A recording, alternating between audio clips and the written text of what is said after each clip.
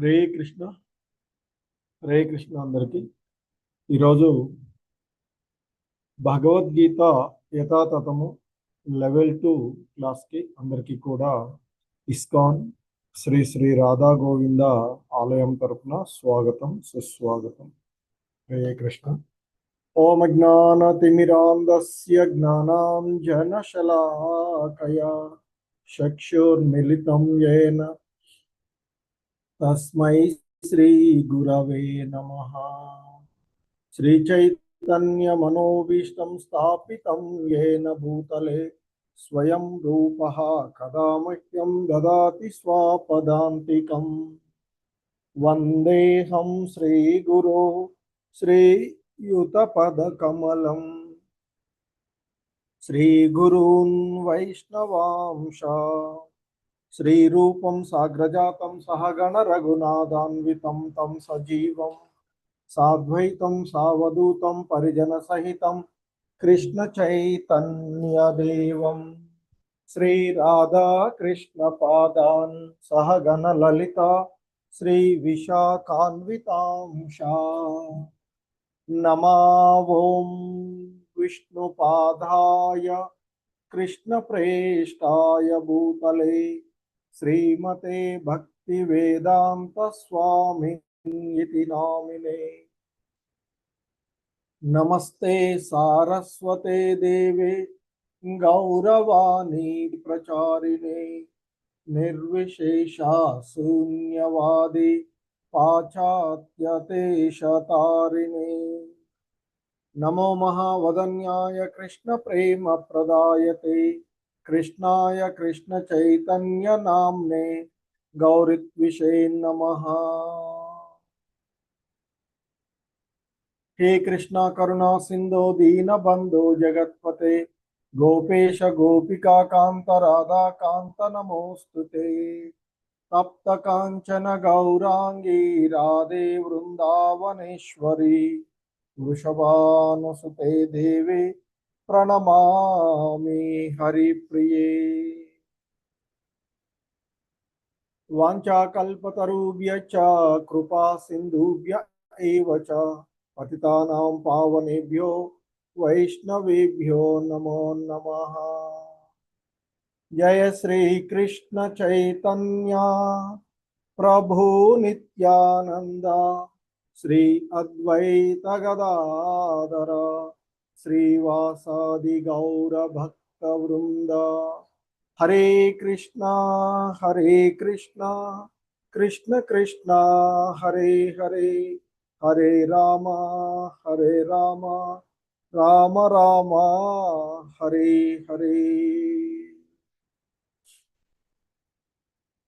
హరే కృష్ణ.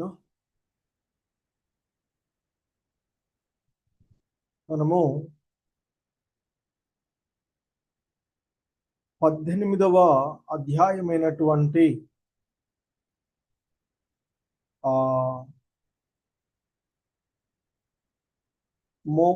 ఇక్కడ సన్యాసం యొక్క పరిపూర్ణత్వము అనేటువంటి అధ్యాయాన్ని చూస్తూ ఉన్నటువంటిది. సో ఈ అధ్యాయము వాస్తవానికి దేవదేవుడైనటువంటి శ్రీకృష్ణ భగవానుల వారు ఇంతకు ముందు తెలియచేసినటువంటి వివిధ అంశాల యొక్క సారాంశంగా ఉన్నటువంటిది ఈ అధ్యాయం. సో మరి ఈ అధ్యాయంలో మొదట అర్జునుడు సన్యాసము మరియు త్యాగమును గురించి ప్రశ్నించడము, దానికి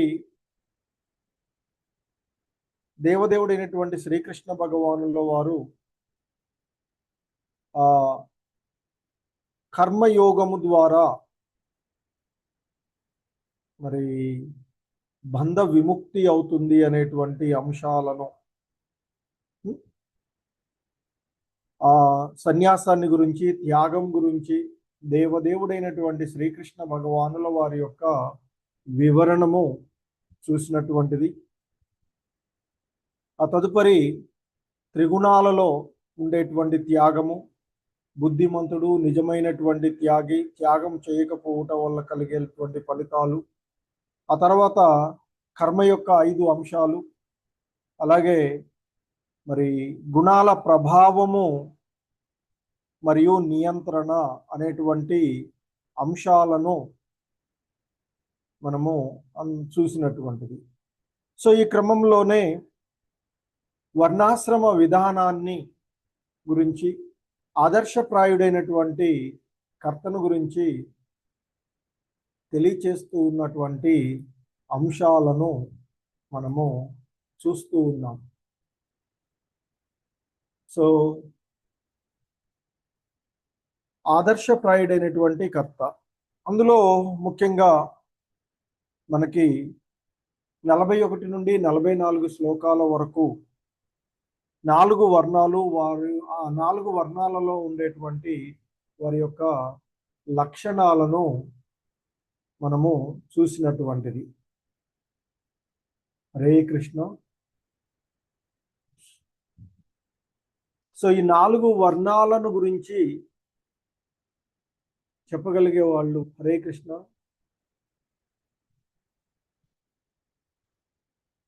మనం 41 నుండి 44 శ్లోకాల వరకు పూర్వపు క్లాసులో చూసినటువంటి ఆ 4 వర్ణాల యొక్క పేర్లు. మాతాజీలు, ప్రభుజీలు, హరే కృష్ణ.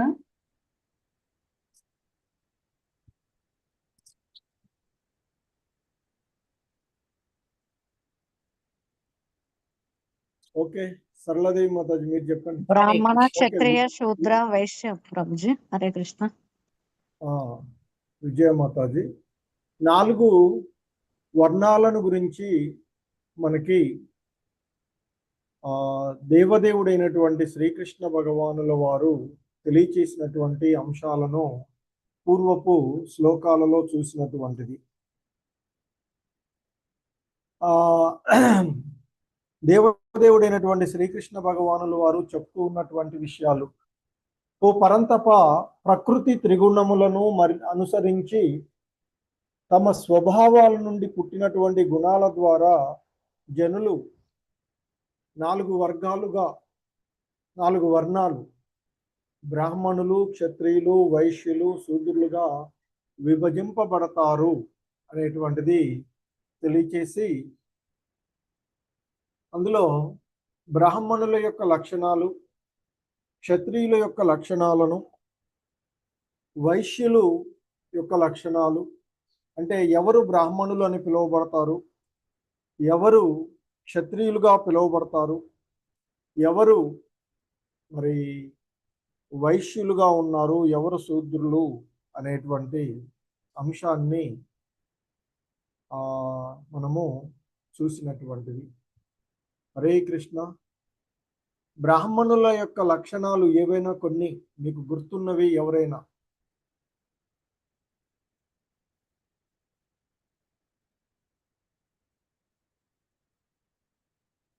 హరే కృష్ణ మాతాజీలు, ప్రభుజీలు, హరే కృష్ణ. హరే కృష్ణ. బ్రాహ్మణుల యొక్క లక్షణాలు అంటే ఏ స్వభావాలు ఉన్నవాడు బ్రాహ్మణుడిగా పిలువబడతాడు, అలాగే ఏ గుణాలు ఉన్నవాడు క్షత్రియుడు, ఎవరు వైశ్యులుగా పిలువబడతారు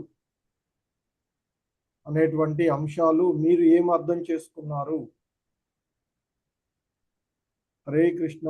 ప్రభుజీస్, మాతాజీస్. అన్మ్యూట్ చేసుకోవట్లేదు ప్రభుజీ ఎవరు.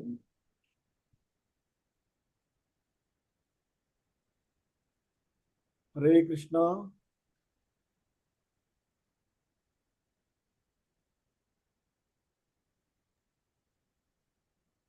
బ్రాహ్మణుల లక్షణాల శాంతి, ఆత్మ నిగ్రహం, తపస్సు, శుభ్రత, ఓర్పు, నిజాయితీ, జ్ఞానం, విజ్ఞానం, ధార్మికత అనే సహజ గుణాలతో బ్రాహ్మణులు పనిచేస్తారని.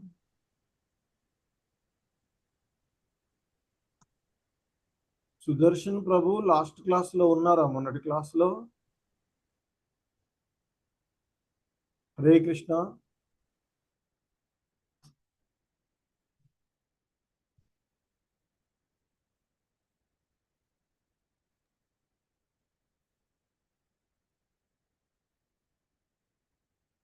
మరి ఉంటే వినాలి కదా ప్రభు, క్లాసు వింటున్నారు కదా, కనీసం చదువుకోవాలి కదా.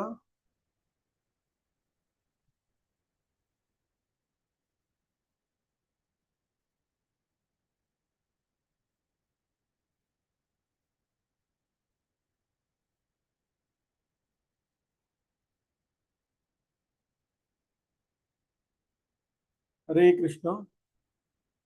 సో 42వ శ్లోకంలో బ్రాహ్మణుల యొక్క సహజ సిద్ధమైనటువంటి కర్మలు లేదా లక్షణాలు చెప్పబడినటువంటివి. శాంతి, ఆత్మ నిగ్రహము, తపస్సు, శుభ్రత, ఓర్పు, నిజాయితీ, జ్ఞానము, విజ్ఞానము, ధార్మికత అనే సహజ గుణాలతో బ్రాహ్మణులు పనిచేస్తారు అనేటువంటిది. అంటే ఆ గుణాలు ఉన్న శాంత స్వభావము, ఆత్మ నిగ్రహము, తపస్సు, శుభ్రత, ఓర్పు, నిజాయితీ, జ్ఞాన విజ్ఞానాలు, ధార్మికత, ఇవి ఆ లక్షణాలు ఉన్నటువంటి వాళ్ళు బ్రాహ్మణులుగా చెప్పబడేటువంటి అంశాలు. సో మరి హరే కృష్ణ.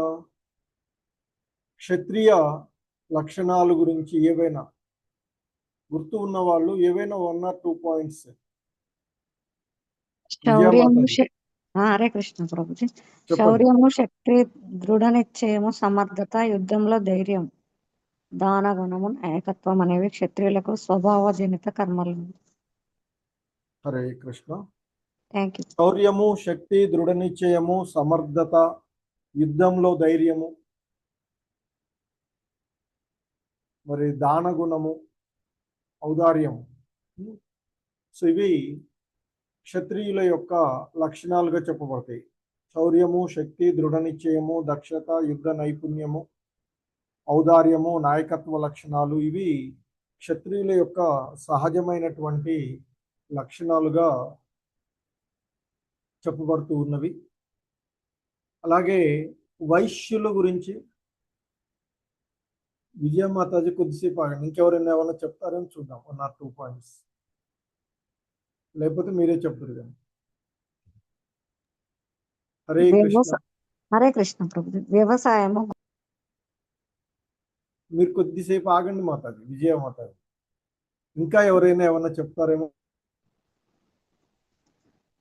హరే కృష్ణ.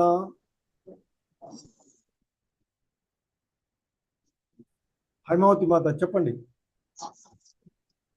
వ్యవసాయము, గోరక్షణ, వ్యాపారము వైశ్యుల యొక్క పనులు ప్రభుజీ. సహజమైనటువంటి కర్మలు. హరి సహజ కర్మలు. శూద్రులు మాత్రం దేహ పరిశ్రమ, ఇంకా ఇతరులకు సేవ చేయడము, అవి అనేవి ఉంటాయి వాళ్ళకి. ఓకే. హరే కృష్ణ. సో కొంచెం జాగ్రత్తగా వినండి. ఒకవేళ మరొకసారి కూడా మీరు యూట్యూబ్లో ఉన్నవి లేదా పుస్తకం, మీకు యథాతథం పుస్తకం ఉన్నది, కొన్ని శ్లోకాలు చెప్తున్నాం కదా, చూడండి. హరే కృష్ణ. సో ఈ విధంగా వర్ణాశ్రమ విధానాలలో 4 వర్ణాలు, ఆ 4 వర్ణాలలో ఉన్నటువంటి వారి యొక్క లక్షణాలను మనము ఈ శ్లోకాలలో, అంటే 41వ శ్లోకంలో 4 రకాలైనటువంటి వర్ణాశ్రమ విధానాలలో ఉండేటువంటి వారి గురించి, 42లో బ్రాహ్మణుల సహజ సిద్ధమైనటువంటి కర్మ దాని గురించి, 43వ శ్లోకంలో క్షత్రియ యొక్క కర్మ స్వభావాలను గురించి, 44వ శ్లోకంలో మనకి వైశ్యులు మరియు శూద్రుల యొక్క స్వభావాలు చెప్పబడినటువంటి అంశాలు చూస్తాం. సాధారణంగా వ్యవసాయము, పాడి పంటలు, గోరక్షణ, వర్తక వాణిజ్యాలు అనేవి వైశ్య గుణాలు ఉన్నవారి సహజ సిద్ధమైనటువంటి పనులు అని, అలాగే శారీరకమైనటువంటి శ్రమ, పనులు చేయడం ద్వారా సేవ చేయడము అనేటువంటిది శూద్ర లక్షణాలు. అంటే ఆ విధంగా చేసేవాళ్ళు శూద్రులుగా పిలువబడతారు. అంతేగాని పుట్టుకతోనే ఈ కుటుంబంలో పుడితే వాడు ఇది వీళ్ళు అనేటువంటిది కాదు. మనలో ఉన్నటువంటి గుణాల యొక్క స్వభావము, మనం చేసేటువంటి పనులను బట్టే ఈ సమాజంలో ఉండేటువంటి 4 వర్ణాలు. కాబట్టి మానవ సమాజం ఉన్నప్పుడు ఖచ్చితంగా ఈ 4 వర్ణాలు ఉండే తీరుతాయి. అది ఎక్కడైనా సరే. సో శ్రీల ప్రభుపాదుల వారి యొక్క ఉపన్యాసాల్లో పాశ్చాత్య దేశాల్లో కొన్ని ప్రశ్నలు వచ్చేటువంటివి. వర్ణాశ్రమ విధానం అనేటువంటిది మీ భారతదేశానికి కదా, మరి మీ భారతదేశంలో ఉన్నటువంటి విషయాలు మాకు చెప్తున్నారు ఏంటంటే, ఈ వర్ణాశ్రమ విధానం అనేటువంటిది ఒక భారతదేశానికో, ఒక ప్రాంతానికో, ఒక కులానికో, ఎక్కడికో చెందినది కాదు. మానవ జీవన విధానం ఎక్కడుంటే అక్కడ వర్ణాశ్రమ విధానాలు ఉంటుంది. మరి మీ దగ్గర జ్ఞాన సంపన్నులు ఉన్నారా అంటే ఉన్నారు, మరి వాళ్లే కదా బ్రాహ్మణులు అని. అలాగే మరి పరిపాలనా దక్షత కలిగిన వాళ్ళు ఉన్నారా, పరిపాలించేటువంటి వాళ్ళు ఉన్నారా ప్రజలను అంటే ఉన్నారు, వాళ్లే కదా క్షత్రియులు. అలాగే వ్యాపార ధోరణి ఇవి చేసే వాళ్ళు ఉన్నారు కదా, వ్యవసాయం చేసే అంటే ఉన్నారు. సో వీళ్ళే కదా. అట్లా మరి ఆయన అంటే మానవ సమాజం ఉన్నక్కడ ఎక్కడైనా మన యొక్క గుణాలను బట్టి ఇవి 4 వర్ణాలు కంపల్సరిగా ఉండేటువంటి. అలాగే ఆశ్రమ విధానాలు కూడా ఉంటాయి. వర్ణాశ్రమ విధానాల్లో బ్రహ్మచారి విధానం, జీవన విద్యార్థి దశ ఉంటుంది, గృహస్థాశ్రమం ఉంటుంది, తదుపరి వానప్రస్థ సన్యాసము ఉండేటువంటివి. సో ఇక మరి ఇంకా చెప్తూ ఉన్నారు ఇక్కడ. హరే కృష్ణ. సరళాదేవి మాత చదవండి శ్లోకం. హరే కృష్ణ ప్రభుజీ. స్వే స్వే కర్మణ్యభిరతః సంసిద్ధిం లభతే నరః స్వకర్మ నిరత సిద్ధిం యథా విందతి తత్ శృణు. ధన్యవాదాలు ప్రభుజీ. హరే కృష్ణ. హరే కృష్ణ. సో ఇక్కడ మనకి ఆయన ఇక్కడ చెప్తూ ఉన్నటువంటి అంశము స్వే స్వే అంటే తన స్వంత, కర్మని అంటే కర్మలను, అభిరత అనుసరించి అంటే ఇక్కడ చెప్పబడుతూ ఉన్నటువంటి అంశము స్వభావ సిద్ధ జనితమైన వారి యొక్క అంటే వారి యొక్క సొంత వారి విధులను నిర్వర్తించడం ద్వారా మానవులు పరిపూర్ణ సిద్ధిని సాధించవచ్చు. ఒక వ్యక్తి తనకు విధింపబడినటువంటి విధులను నిర్వర్తిస్తూ పరిపూర్ణతను ఎలా సాధించగలడో నేను తెలియచేస్తాను, విను అర్జున. స్వకర్మ నిరత సిద్ధిం యథా విందతి తత్శృణు. నా నుండి విను. ఇప్పుడు నేను చెప్తాను. ఎవడైతే ఇక్కడ తన గుణాలకు సంబంధించినటువంటి కర్మలను అనుసరించడం ద్వారా ప్రతి మానవుడు కూడా పరిపూర్ణుడు అవుతాడు. అది ఏ విధంగా సాధ్యమవుతుందో నేను ఇప్పుడు నీకు వివరిస్తాను, విను అర్జున అంటూ ఆయన చెప్తూ ఉన్నటువంటి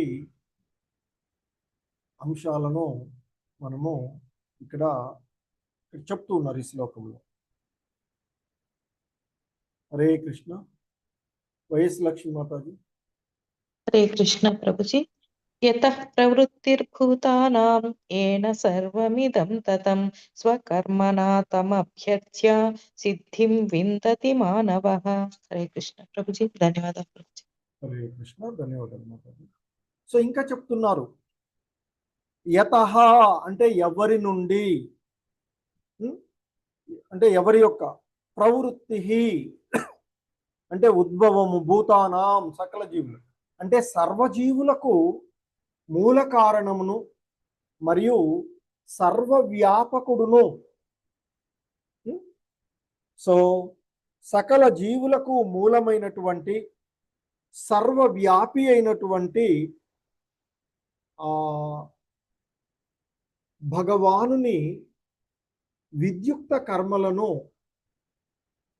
నిర్వర్తించుట ద్వారా అర్పించుచు మానవుడు పరిపూర్ణతను పొందగలడు అంటూ చెప్తున్నారు. అంటే ఆ దేవదేవుడైనటువంటి ఆ విష్ణు భగవాను లేదా కృష్ణ భగవానుల వారు సకల జీవులకు మూలము. అది ఆల్రెడీ ఇంతకు ముందు అధ్యాయాల్లో కూడా చెప్పబడినటువంటి విషయాలు. ఆయన సర్వము వ్యాపించి ఉన్నటువంటి వాడు. అటువంటి భగవంతుణ్ణి పూజిస్తూ మానవుడు తన యొక్క కర్మలను నిర్వహించడం ద్వారా పూర్ణత్వాన్ని పొందగలడు అనేటువంటి చెప్తున్నారు. ఎందుకంటే 15వ అధ్యాయంలో పురుషోత్తమ యోగంలో చెప్పబడినట్లుగా ఈ జీవులందరూ కూడా భగవంతుని యొక్క భిన్న అంశాలు. గుణాత్మకంగా ఆ భగవంతునితో సమానం, అంటే భగవంతుని యొక్క లక్షణాలను కలిగి ఉన్నటువంటి వాళ్ళే మరి ఈ జీవులందరూ కూడాను. అయితే మరి ఈ జీవులందరకు కూడా ఆది అయినటువంటి వాడు, అందుకే సకల జీవులకు మూల కారణము అని చెప్తున్నారు ఆ భగవంతుణ్ణి. అలాగే ఇదే విషయము వేదాంత సూత్రాలలో జన్మాదస్య యతః అంటూ వేదాంత సూత్రాల్లో ధృవపరచబడినటువంటిది. అంటే మరి ఇంతకుముందు కూడా మనకు భగవద్గీతలో నేనే ఆది బీజం ప్రదాతను అని చెప్తున్నారు. అంటే ఆ భగవంతుడు ప్రతి జీవుని యొక్క జన్మకు ఆది అయినటువంటి వాడు. అలాగే ఆ భగవంతుడు 7వ అధ్యాయంలో మనకి చెప్పబడినట్లుగా భగవంతుని యొక్క బాహ్య ఆంతరింగిక శక్తులు, అంటే ఆయన యొక్క బాహ్య శక్తి ఆంతరింగిక శక్తి అనేటువంటి 2 శక్తుల ద్వారా ఆయన సర్వవ్యాపి అయి ఉన్నటువంటి వాడు. సో కాబట్టి మనిషి భగవంతుణ్ణి అతని యొక్క శక్తులతో పాటుగా పూజించాలి అని చెప్తూ ఉంటుంటారు. సో కనుకనే ఆయన ఇక్కడ చెప్తూ ఉన్నారు, సర్వజీవులకు మూలమును మరియు సర్వవ్యాపకుడును అయినటువంటి ఆ భగవంతుని మరి పూజిస్తూ మానవుడు స్వకర్మలను నిర్వర్తించినట్లయితే పరిపూర్ణతను సాధించగలరు అనేటువంటి విషయము ఇక్కడ మనకి చెప్పబడుతూ ఉన్నటువంటిది. ఎందుకంటే మరి ఆ దేవదేవుడైనటువంటి శ్రీకృష్ణుని యొక్క భక్తియుత సేవలో నిమగ్నమై ఉండడమే జీవన పూర్ణత్వంగా చెప్పబడుతూ ఉంది. మనకి ఆ 12వ అధ్యాయంలో కూడా చెప్పబడుతుంది. తేషామహం సముద్ధార్త అని భగవంతుడు అక్కడ చెప్పబడినటువంటి. కాబట్టి మరి భక్తుడిని ఉద్ధరించేటువంటి, ఎప్పుడైతే భగవంతుడిని మనం పరిపూర్ణంగా ఆశ్రయించి ఉంటామో, ఎవరైతే భగవంతుడిని పరిపూర్ణంగా భగవంతునికి శరణాగతులు అవుతారో వారిని రక్షించేటువంటి బాధ్యత ఆ భగవంతుడే తీసుకుంటాడు అనేటువంటిది కూడా మనము చూసినటువంటిది. సో కాబట్టి భగవంతునికి సంపూర్ణంగా శరణాగతి కావడమే మానవుడి యొక్క పూర్ణత్వ విధానము అంటూ ఈ శ్లోకంలో చెప్పబడుతూ ఉన్నటువంటి అంశం. హరే కృష్ణ. విజయమాతాజీ చదువు. హరే కృష్ణ ప్రభుజీ. చదవండి. శ్రేయాన్ స్వధర్మో విగుణ పరధర్మాత్ స్వనుష్ఠితాత్ స్వభావనియతం కర్మ కుర్వన్నాప్నోతి కిల్బిషం. థ్యాంక్ యూ ప్రభు. హరే కృష్ణ. ఇక్కడ మనకి పూర్వ శ్లోకంలో స్వధర్మాలను నిర్వర్తించడము ద్వారా, అంటే మనకి ఏవైతే మన స్వభావ సిద్ధంగా మనకి ఇంతకుముందు చెప్పారు, మనం ఏ గుణాలను కలిగి ఉంటే ఆ గుణాలకు అనుకూలమైనటువంటి కర్మలను ఆచరిస్తూ ఉంటుంటాం. ఆ విధంగా మన యొక్క స్వకర్మలను భగవత్ సంబంధంలో ఆచరిస్తూ వాటిని నిర్వర్తిస్తూ పరిపూర్ణతను సాధించవచ్చు అని చెప్పారు పూర్వపు శ్లోకంలో, 46వ శ్లోకంలో. ఇప్పుడు చెప్తూ ఉన్నారు, శ్రేయాన్ స్వధర్మో విగుణ పరధర్మాత్ స్వనిష్ఠితాత్ అంటూ చెప్తున్నారు. అంటే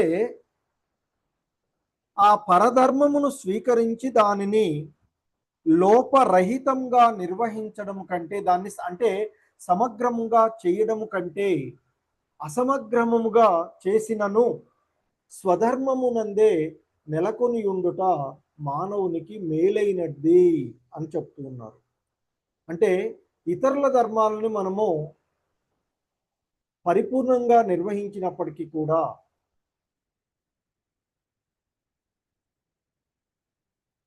పరిపూర్ణత కాకపోయినప్పటికీ కూడా తన యొక్క స్వధర్మాల్లోనే నెలకొనడమే మానవుడికి సరైనటువంటి, అంటే మానవుడికి జీవన విధానంలో ఉన్నతి కావడానికి మరి అది మేలైనటువంటి విధానము అని చెప్తున్నారు. అందుకే ఇక్కడ చెప్తున్నారు, పరధర్మమును స్వీకరించి దానిని సమగ్రమంగా చేయుట కంటే, అనగా లోపరహితంగా చేయడం కంటే కూడా మరి అసంపూర్ణంగా నిర్వహించిన, అసమగ్రమంగా అంటే అసంపూర్ణంగా నిర్వహించిన స్వధర్మంలో నెలకొని ఉండడమే ఉత్తమము, మేలైనది అని చెప్తున్నారు. మనిషి స్వభావములను అనుసరించి నిర్దేశింపబడిన కర్మలను చేయడం వల్ల అవి ఎప్పుడు కూడా పాపభూయిష్టాలు కావు, అంటే పాపం చేత అవి ప్రభావితం కావు అనేటువంటిది ఇక్కడ చెప్తూ ఉన్నటువంటి. అంటే భగవంతుడు ఇక్కడ మనకి ఉపదేశిస్తూ ఉన్నటువంటి అంశాలను చూసినట్లయితే, మనిషి స్వధర్మము, ముఖ్యంగా మనకి భగవద్గీత ఉపదేశిస్తూ ఉన్నటువంటిది, సర్వమానవాళికి ఉపదేశిస్తూ ఉన్నటువంటి అంశం ఏంటంటే, మనిషి స్వధర్మాన్ని అనుసరించి, తన ధర్మాన్ని అనుసరించి కర్మలలో నిమగ్నుడయి ఉండాలి. ఎందుకంటే ఇంతకుముందు చెప్పినట్లుగా పూర్వపు శ్లోకాలలో 42, 43, 44 శ్లోకాలలో వివరించినట్లుగా బ్రాహ్మణులు, క్షత్రియులు, వైశ్యులు, శూద్రులు వారికి అంటే వారు చేసేటువంటి కర్మలను అనుసరించి వాళ్ళు ఆ విధంగా పిలువబడుతున్నారు. అంటే బ్రాహ్మణులు ఒక నిర్దిష్టమైనటువంటి స్వభావాలను, కర్మలను నిర్వర్తిస్తారు. క్షత్రియులు ఇంకొక రకమైనటువంటివి, అలాగే వైశ్యులు, శూద్రులు కూడా వారి యొక్క కర్మలను చేస్తూ. అయితే ఇక్కడ చెప్పబడుతుంది ఏంటంటే, ఒకడు వేరొకటి కర్మలను అనుకరించకూడదు అనేటువంటి విషయాన్ని చెప్తూ ఉన్నారు. మరి శూద్రులు చేసేటువంటి ఆ రకమైనటువంటి కర్మకు స్వభావరీత్యా ఆకర్షితుడయ్యేటువంటి వ్యక్తి బ్రాహ్మణ వంశంలో జన్మించినప్పటికీ కృత్రిమంగా తనను బ్రాహ్మణుడిగా చెప్పుకోరాదు అని చెప్తారు. సో ఇక్కడ అంటే ఒక బ్రాహ్మణ కుటుంబంలో పుట్టి అతడు ఆ బ్రాహ్మణుడికి ఉండేటువంటి లక్షణాలు లేకుండా సాధారణమైనటువంటి జీవనాన్ని గడుపుతూ ఉన్నాడు అనుకోండి, అతడు బ్రాహ్మణుడిగా చెప్పుకోవడానికి అర్హత లేదు అని చెప్తూ ఉన్నారు. అతడు బ్రాహ్మణ బంధువుగానే చెప్పబడతారు అని చెప్తున్నారు ఇక్కడ శ్రీల ప్రభుపాదుల వారు.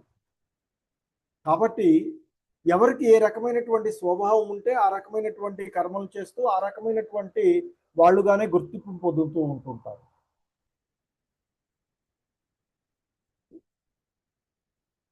మరి అన్ని వర్ణాల వారు కూడా ఆ భగవంతుణ్ణి సంతృప్తి పరచడానికే పనులు చెయ్యాలి.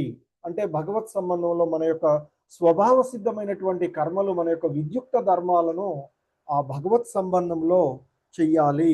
అప్పుడు మాత్రమే జీవుడు ఈ భవబంధనాల నుండి విముక్తుడు కాగలడు. అంటే బద్ధ జీవత్వము నుండి ముక్త జీవమునకు మనిషి ప్రయాణించవచ్చు అనేటువంటిది చెప్తూ ఉన్నారు. అందుకే ఇక్కడ మరి అర్జునుడికి, ఎందుకంటే అర్జునుడికి మొదటి నుంచి సందేహం ఉంటుంది. ఒకసారేమో కర్మలు వదిలేయమంటాడు, కర్మయోగం జ్ఞానం మంచిగా ఉంటుంది అని చెప్తాడు, మరొకసారి నన్ను యుద్ధం చేయమని చెప్తున్నాడు అనే డౌట్ ఉంటుంది. కానీ క్షత్రియుడుగా మరి అతని ధర్మము ధర్మబద్ధంగా చేయవలసినటువంటి యుద్ధాన్ని అతడు చేయాలి. ఎందుకంటే అర్జునుడు యుద్ధం చేయడానికి సంశయిస్తూ ఉన్నటువంటి సందర్భం కనుకనే అతని యొక్క ధర్మాన్ని, కర్తవ్యాన్ని గుర్తు చేస్తూ యుద్ధం చేయమని అర్జునుడికి చెప్తున్నాడు. తన స్వధర్మమైనటువంటి యుద్ధాన్ని చేయడం వల్ల అర్జునుడికి ఎటువంటి పాపభీతి ఉండదు అనేటువంటి విషయాన్ని కూడా తెలియచేస్తూ ఉన్నటువంటి అంశం. హరే కృష్ణ. ఇంకా వేరే ఎవరైనా? హరే కృష్ణ మాతాజీలు, చదవాలనుకున్న వాళ్ళు హ్యాండ్ రైజ్ చేయండి. హరే కృష్ణ. హేమావతి ప్రభుజీ మాత చదవండి. హేమావతి.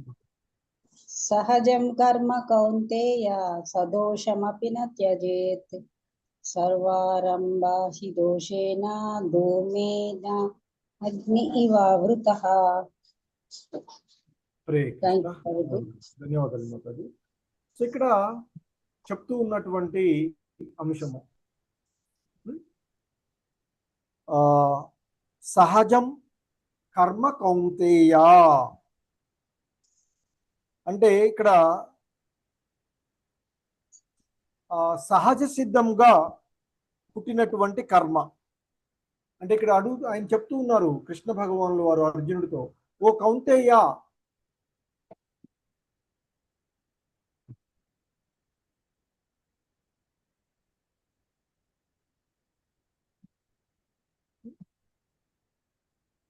ఓ కౌంతేయ, తన స్వభావానికి అనుగుణమైనటువంటి సహజ కర్మలో కొంత లోపము ఉన్నప్పటికీ దానిని విడిచిపెట్టకూడదు.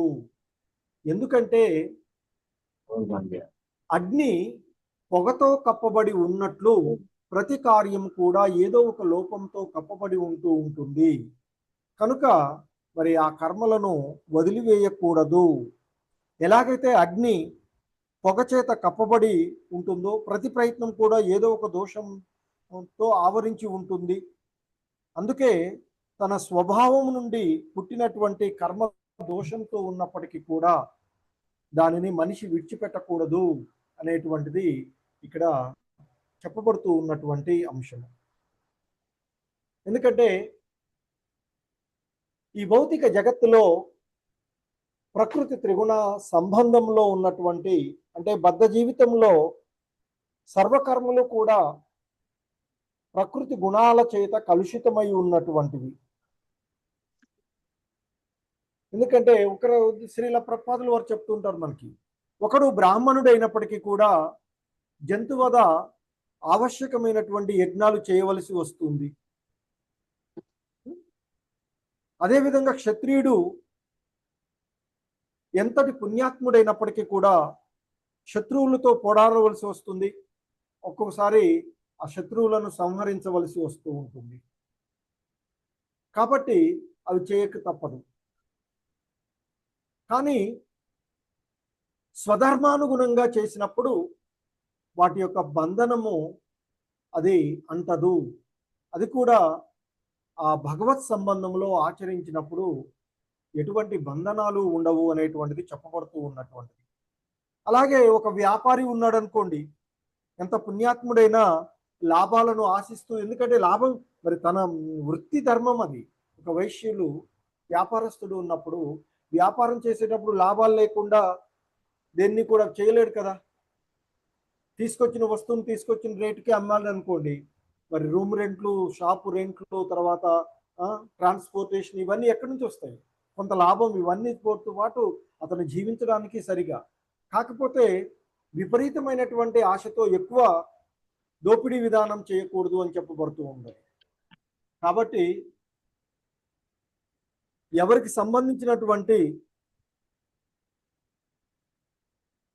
ధర్మాలను వాళ్ళు సక్రమంగా నిర్వర్తిస్తూ ఉండాలి అనేటువంటిది చెప్పబడుతూ ఉన్నట్టు.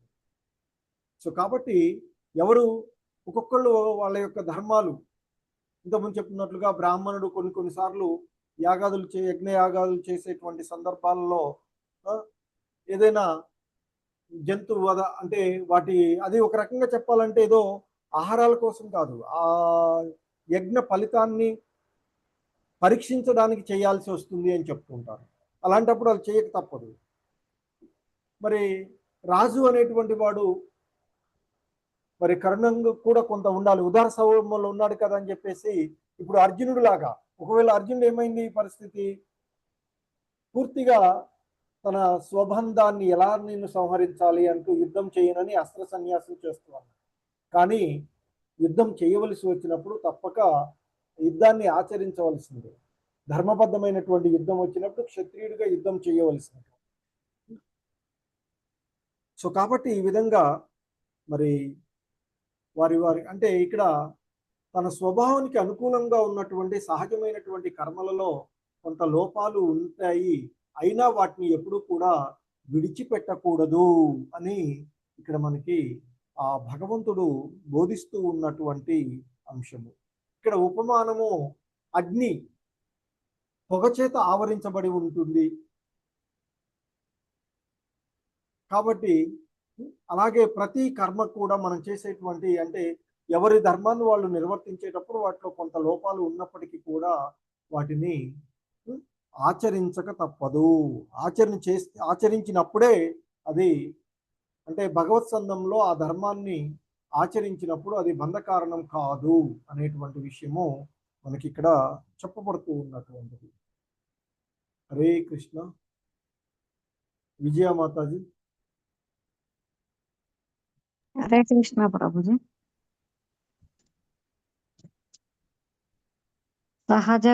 సహజం కర్మ కౌంతేయ. మాతాజీ హరే కృష్ణ. కిందది మాతాజీ 49. క్లాస్ వింటున్నారు కదా మాతాజీ, మీరు అయిపోయింది కదా 48, 49 శ్లోక కదా చదవాల్సింది. ఆసక్త బుద్ధి సర్వత్ర జితాత్మ విగత స్పృహ నైష్కార్మ్యం సిద్ధిం పరమాం సన్యాసేనాధిగచ్చతి. Thank you Prabhuji. Hare Krishna. So ఇక్కడ ఇంకా చెప్పబడుతూ ఉన్నటువంటి ఆత్మ నిగ్రహము కలవాడు, అనాసక్తుడు, అన్ని రకాలైనటువంటి భౌతిక కోరికలను విడిచినవాడు, ఫలత్యాగ బుద్ధితో కర్మలను ఆచరించేటువంటి వాడు, పరమోత్తమమైన కర్మాతీత స్థితిని పొందుతాడు. అంటే అత్యున్నతమైనటువంటి పూర్ణత్వ స్థితిని పొందుతాడు అనేటువంటి చెప్తున్నారు. అంటే ఎవరు పూర్ణత్వ స్థితిని పొందుతారో అనేటువంటి విషయాన్ని ఇక్కడ ఈ శ్లోకంలో చెప్తున్నారు. ఎవరంటే నిరంతరము తాను భగవంతుని యొక్క అంశనని తలస్తూ, అంటే తాను ఆత్మని, ఈ భౌతిక శరీరం తాను కాదు అని తలస్తూ, ఆ కారణంగా కర్మఫలాలను భోగించే అధికారం తనకు లేదు అని తలచడమే నిజమైనటువంటి సన్యాసానికి అర్థము అని చెప్తూ ఉంటుంటారు. సో ఆ విధంగా మనిషి తను భగవదంశ కనుక కర్మఫలాలను భగవంతుడే అనుభవించాలి అనేటువంటి ఆ కృష్ణ భక్తి భావనలు, అదే నిజమైనటువంటి కృష్ణ భక్తి భావన అని చెప్తూ ఉంటుంటారు. అలా పనిచేసేటువంటి వ్యక్తి మరి ఈ కర్మ ఫలాలన్నిటి నుండి కూడా విముక్తి పొంది అత్యున్నతమైనటువంటి పూర్ణత్వ స్థితిని, అంటే ఈ కర్మాతీతమైనటువంటి స్థితిని అతడు పొందుతాడు అనేటువంటిది ఇక్కడ చెప్పబడుతూ ఉన్నటువంటిది. కానీ ఇక్కడ మనకి శ్రీల ప్రభుపాదులు ఒక 2 పదాలు చెప్తూ ఉన్నారు. కృష్ణ భక్తి భావనలో ఉన్న వ్యక్తి నామమాత్ర సన్యాస ఆశ్రమాన్ని స్వీకరించకుండానే అప్రయత్నంగా ఈ పూర్ణత్వాన్ని పొందుతాడు. ఈ మానసిక స్థితే యోగారూఢ, అంటే పరిపూర్ణ యోగ స్థితి అనబడుతుంది. సో మరి ఈ విషయాన్ని మనకి 3వ అధ్యాయంలో యస్త్వాత్మ రతి రేవస్మాత్ అంటూ చెప్పబడినటువంటి విషయాన్ని మరి ఇక్కడ గుర్తు చేస్తూ ఉన్నాడు. హరే కృష్ణ. వైఎస్ లక్ష్మీ మాతాజీ. హరే కృష్ణ ప్రభుజీ. సిద్ధిం ప్రాప్తో యథా బ్రహ్మ తథాప్నోతి నిబోధ మే సమాసేనైవ కౌంతేయ నిష్ఠా జ్ఞానస్య యా పరా. హరే కృష్ణ ప్రభుజీ. ధన్యవాదాలు. హరే కృష్ణ. సో ఇంకా చెప్తూ ఉన్నారు, దేవదేవుడైనటువంటి శ్రీకృష్ణ భగవానుల వారు అర్జునుడితో అంటూ ఉన్నారు, ఓ కౌంతేయ, నిష్కామ కర్మ సిద్ధిని పొందినవాడు, అంటే పూర్ణత్వాన్ని సాధించినటువంటి వాడు. పూర్వపు శ్లోకంలో చెప్పినట్లుగా ఆ పూర్ణత్వాన్ని సాధించినటువంటి వాడు అంటే ఆ కర్మ ఫలాలన్నిటి నుండి కూడా ముక్తి పొంది అత్యున్నతమైనటువంటి పూర్ణత్వ స్థితిని పొందినటువంటి వాడు. మరి పరమాత్మను ఎలా పొందుతాడో, జ్ఞాననిష్ట అంటే ఏమిటో నేను నీకు సంగ్రహంగా చెబుతాను, సావధానంగా విను అర్జున అంటూ. ఎందుకంటే మనం వినేటప్పుడు అజాగ్రత్తగా ఉంటామని శ్రద్ధగా విను అర్జున, సావధానంగా విను అర్జున, అర్జున వింటున్నావా అంటున్నాడు శ్రీకృష్ణ భగవానుల వారు. సో నేను కూడా మీరు జాగ్రత్తగా వింటున్నారా, ఏ శ్లోకం చూస్తున్నారా అని అడగాలేము. హరే కృష్ణ. సో భగవంతుని కొరకే కర్మలను చేస్తూ స్వధర్మంలో నెలకొనడం ద్వారా మనిషి ఏ విధంగా మహోన్నతమైనటువంటి పూర్ణత్వాన్ని సాధించగలడో అనేటువంటి విషయాన్ని మరి దేవదేవుడైనటువంటి శ్రీకృష్ణ భగవానుల వారు అర్జునుడికి చెప్తూ ఉన్నటువంటి విషయాలను మనము చూస్తూ ఉన్నటువంటిది. హరే కృష్ణ. చౌతారా పద్మాకర్ ప్రభు? ఎవరైనా హ్యాండ్? చదువుతాను గురూజీ. నమస్తే గురూజీ. నమస్తే. నమస్తే. స్క్రీన్ పైన కనిపించేది చదవండి. 51 శ్లోకం చదువుతాను గురూజీ. చదవండి. బుద్ధ్యా విశుద్ధయా యుక్తో ధృత్యాత్మానం నియమ్య చ శబ్దాదీన్ విషయాన్ త్యక్త్వా రాగద్వేషౌ యోధస్య చ. హరే కృష్ణ. వివిక్తశీలి లఘ్వాసి యథావా కాయమానసా ధ్యానయోగ పరో నిత్యం వైరాగ్యం సముపాశ్రితః అహంకారం బలం దర్పం కామం క్రోధం పరిగ్రహం విముచ్య నిర్మమః శాంతో బ్రహ్మ భూయామాయ కల్పతే. భూయాయ కల్పతే. హరే భూమాయ కల్పతే. భూయాయ ప్రభు. హరే కృష్ణ. భూయాయ కల్పతే. హరే కృష్ణ. ధన్యవాదాలు గురూజీ. హరే కృష్ణ. సో ఇక్కడ మనకి ఈ శ్లోకాలలో చెప్తూ ఉన్నటువంటి అంశాన్ని గమనించినట్లయితే ఇక్కడ బుద్ధ్యా విశుద్ధయా అంటే బుద్ధితో పూర్తిగా పవిత్రుడైన, అంటే బుద్ధి చేత పవిత్రుడై ఇంద్రియ భోగ విషయాలను విడిచిపెట్టి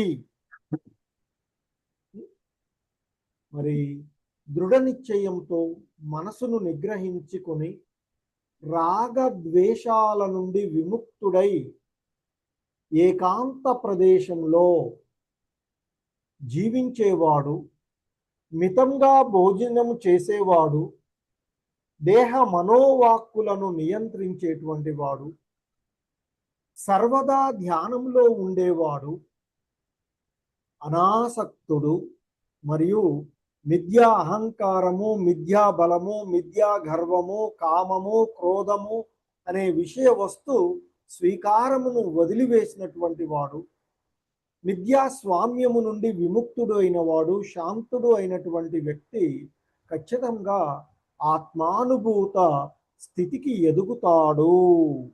అంటే ఇక్కడ మనిషి ఆత్మానుభూత స్థితికి, అంటే ఒక రకంగా చెప్పాలంటే సత్వగుణ స్థితిలో నిలిచేటువంటి వాడిని గురించి ఇక్కడ ఈ శ్లోకాలలో చెప్పబడుతూ ఉన్నటువంటి విషయం.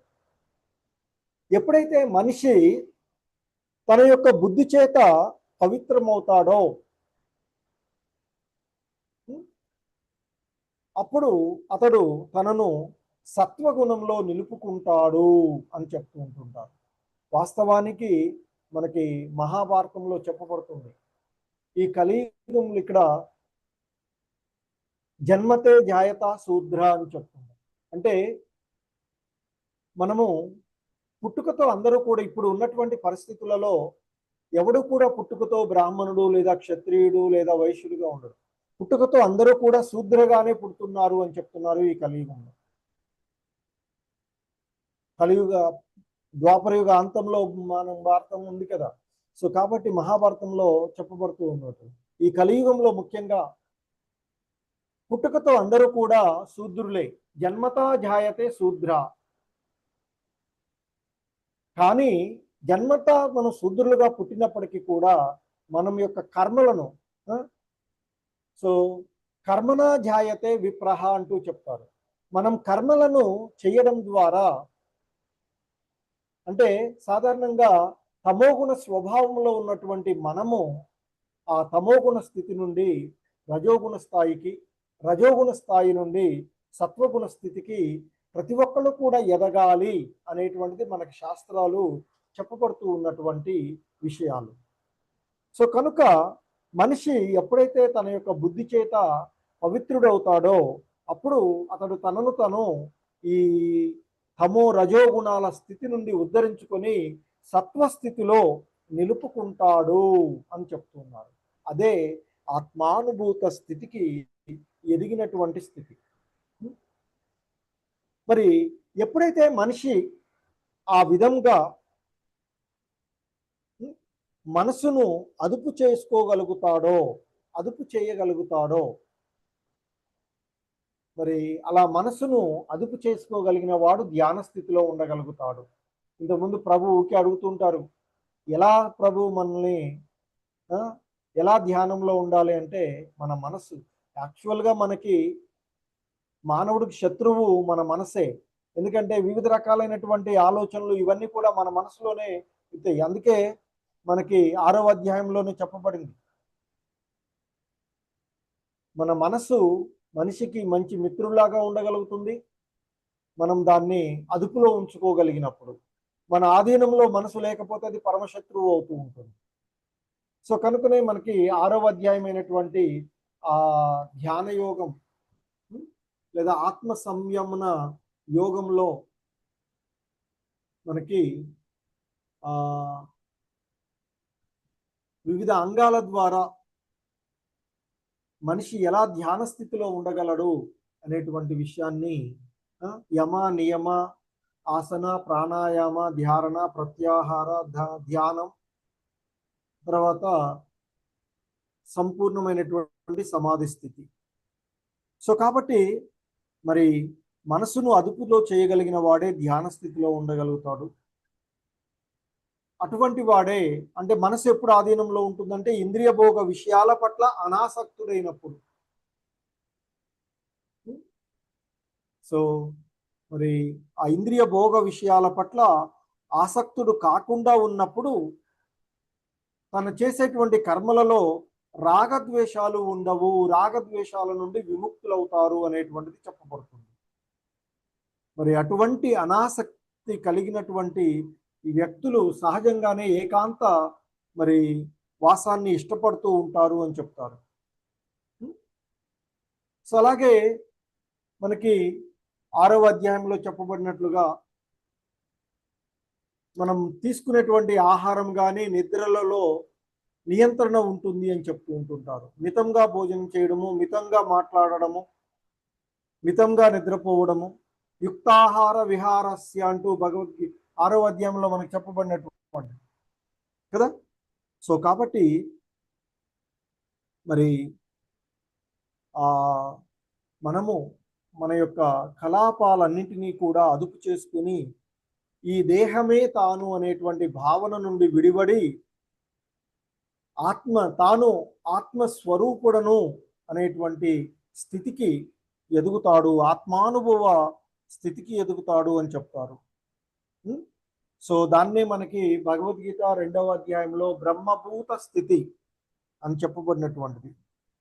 ఎందుకంటే బ్రహ్మభూత స్థితిలో ఉన్నటువంటి వాడు మన చుట్టూ ఎన్నో విషయాలు ఉన్నప్పటికీ కూడా వాటి చేత కలత నొందకుండా స్థిరంగా ఉండగలుగుతాడు. అక్కడ చెప్తారు ఆ 2వ అధ్యాయంలో, ఆపూర్యమాన చల ప్రతిష్టం అంటూ, అంటే సముద్రంలోనికి వివిధ నదులు ఎన్నో వచ్చి చేరుతూ ఉన్నప్పటికీ కూడా సముద్రం ఎప్పుడూ కూడా నిశ్చలంగానే ఉంటూ ఉంటుంది.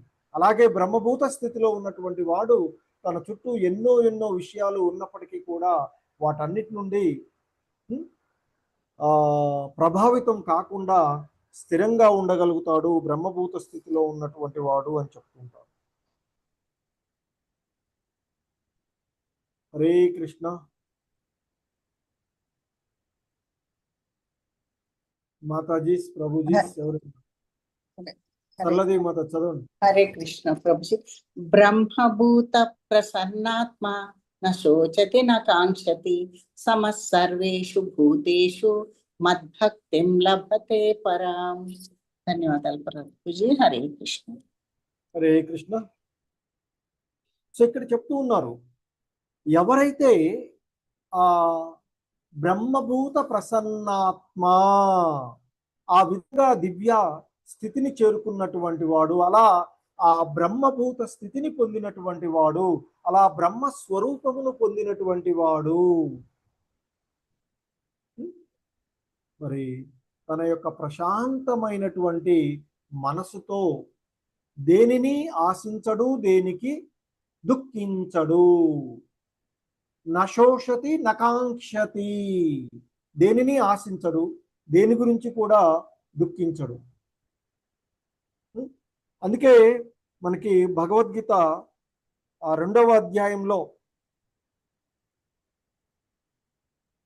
మొదట్లో ఎప్పుడైతే అర్జునుడు ఆ దేవదేవుడైనటువంటి శ్రీకృష్ణ భగవానుల వారికి శరణాగతులవుతాడో, నేను నీకు శిష్యుడను, శరణాగతుడను, నాకు ఏది ఉత్తమమైందో దాన్ని బోధించు అని ఎప్పుడైతే ఆ దేవదేవుడైనటువంటి శ్రీకృష్ణ భగవాన్ని అర్జునుడు అంటాడు కదా, కార్పణ్య దోషో హప్త స్వభావ అంటూ, లోభము అనేటువంటి దోషం కారణంగా నేను ఇప్పుడు నా యొక్క కర్తవ్య విషయంలో మోహం చెంది శాంతిని కోల్పోయానయ్యా.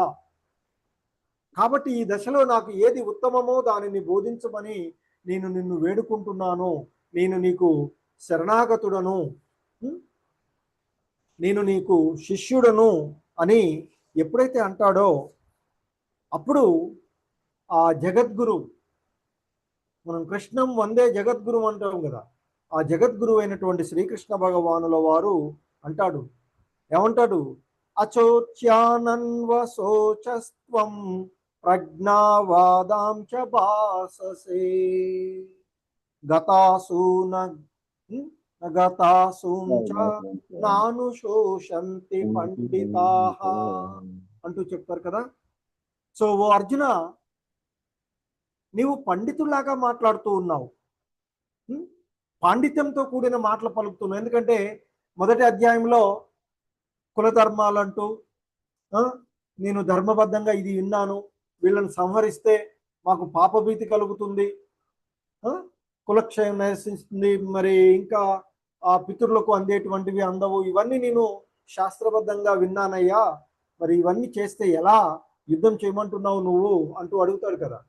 అందుకే అన్నాడు, ఇక ఎప్పుడైతే నేను నీకు శిష్యుడను, ఎందుకంటే అర్జునుడు శ్రీకృష్ణ భగవానుల వారు దాదాపుగా సమవయస్కులు, ఇంత ముందు కూడా చాలాసార్లు చెప్పుకున్నాం, మంచి స్నేహితులు, బావాబామర్దులు.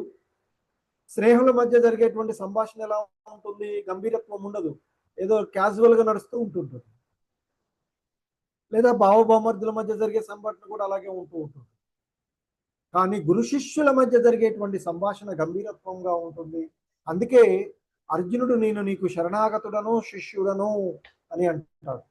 అప్పుడు శ్రీకృష్ణ భగవానుల వారు తన శిష్యుడికి బోధిస్తున్నాడు. ఒక రకంగా చెప్తే అర్జున్ని, ఓ మూర్ఖుడా, నువ్వు పండితుల్లాగా మాటలేమో పండితుల్లాగా ఉన్నాయి, కానీ నీ యొక్క చేతలు మూర్ఖుల్లాగా ఉన్నాయి. ఎందుకంటే నీవు పాండిత్యంతో కూడిన మాటలు మాట్లాడుతూనే దుఃఖించరాని విషయాన్ని గురించి దుఃఖిస్తూ ఉన్నావు. వివేకవంతుడు అయినటువంటి వాడు ఎవడైనా మరి ఆ జీవించి ఉన్న వారి గురించి కానీ మరణించిన వారి గురించి కానీ దుఃఖించడు. నువ్వేమో అందరి గురించి ఏడుస్తూ నేను యుద్ధం చేయను అని అంటున్నావు అని మందలించారు కదా. అలాగే మరి పండితుడు అనేటువంటి వాడు సమదర్శత్వాన్ని కూడా 8వ అధ్యాయంలో మనకి 5వ అధ్యాయంలో చెప్తారు కదా. సో ఇలా ఆ బ్రహ్మభూత స్థితిని పొందినటువంటి వాడు ప్రశాంతమైనటువంటి మనసుతో దేనిని ఆశించడు, దేనికి దుఃఖించడు. అంటే సర్వజీవుల ఎడ సమత్వ భావంతో ఉంటాడు. అదే చెప్తారు కదా, బ్రాహ్మణుడునైనా ఆవునైనా, కుక్కనైనా, ఏనుగునైనా, కుక్క మాంసం తినేటువంటి చండాలుడినైనా అందరిలోనూ సమదర్శన ఆ పరమాత్ముని దర్శించుకుంటాడు. సమస్త భూతాలను సమభావంతో చూస్తూ అదే సమయంలో ఆ భగవంతుని పట్ల పరమభక్తిని కలిగి ఉంటాడు అని చెప్పబడుతూ ఉన్నటువంటి శ్లోకం ఇది. హరే కృష్ణ. హరే కృష్ణ మాతాజీలు ప్రభుజీలు హరే ఎవరైనా కృష్ణ మాతాజీ చదవండి మాత. హరే కృష్ణ. ప్రభుజీ హరే కృష్ణ ప్రభుజీ. 55వ శ్లోకం చదవండి ప్రభుజీ. భక్త్యా మామభిజానాతి యావాన్యశ్చాస్మి తత్వతః తతో మాం తత్వతో జ్ఞాత్వా విశతే తదనంతరం. హరే కృష్ణ ప్రభుజీ. ధన్యవాదాలు ప్రభుజీ. సో ఇక్కడ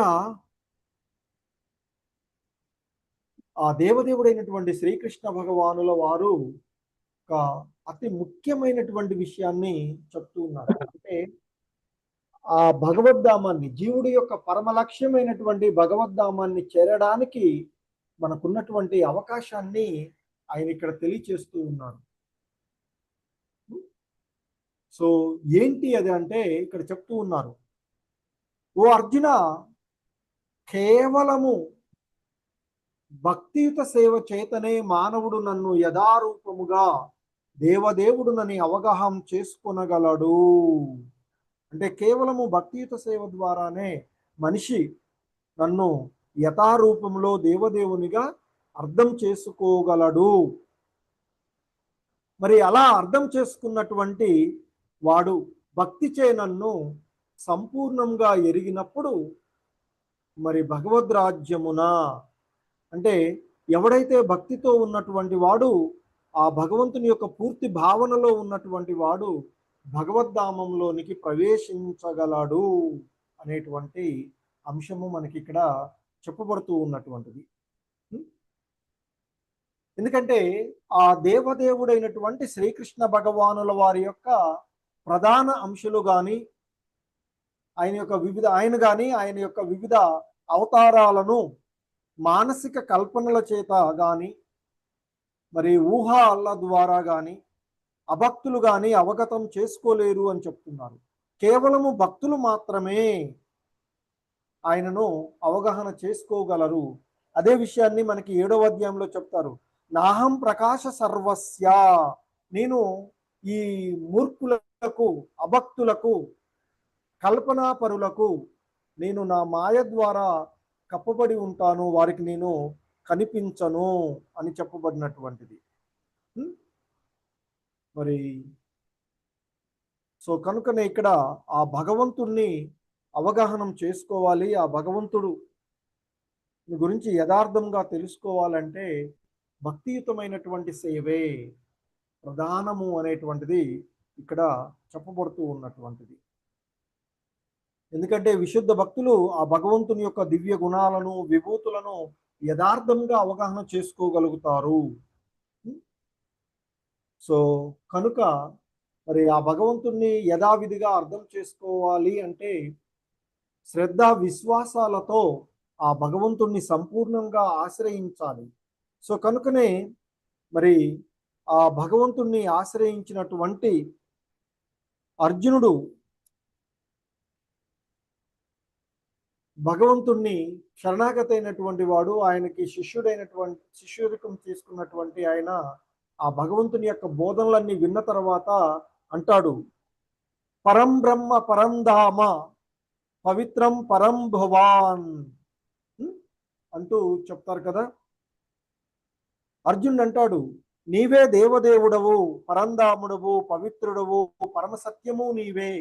అంటే ఇదంతా కూడా ఎలా అవగాహన అవుతుందంటే భక్తియుత సేవలో నిమగ్నమైనప్పుడు, భక్తి భావనలో ఉన్నప్పుడు మాత్రమే భగవంతుణ్ణి యథావిధిగా అర్థం చేసుకోగలరు అనేటువంటి విషయము మనము ఇక్కడ ఈరోజు ఈ శ్లోకంలో చూస్తూ ఉన్నటువంటి అంశం.